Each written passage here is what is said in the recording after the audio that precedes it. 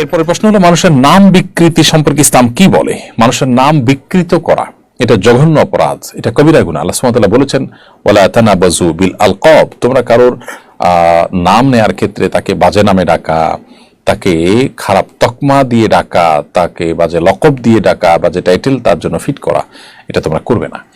কারণ এতে মানুষের অপমান হয়, আর মানুষকে অপমান করা, অসম্মান করা, মানুষের মনে কষ্ট দেওয়া, এটা মানুষের অধিকার খর্ব করা, এবং এটা হারাম কাজ। ইমানদার জন্য সেটি জায়েজ নয়। বিধায় কারোর নাম বিকৃতি করে তাকে ডাকা জায়েজ নাই। রসিকতা করে আজকাল নামকে সংক্ষিপ্ত করা বা কিছুটা একটু ভিন্নভাবে বলার প্রচলন আমাদের সমাজে আছে।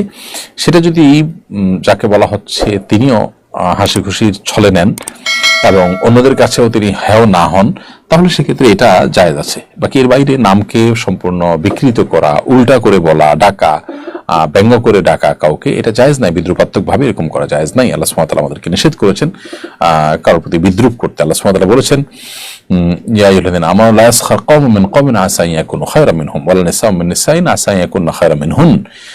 কোন পুরুষরা অন্য পুরুষদেরকে নিয়ে, কোন নারীরা অন্য নারীদেরকে নিয়ে যেন বিদ্রুপ ব্যঙ্গ না করে। যাকে নিয়ে বিদ্রুপ ব্যঙ্গ করা হচ্ছে, হতে পারে সে তোমার চাইতে ভালো।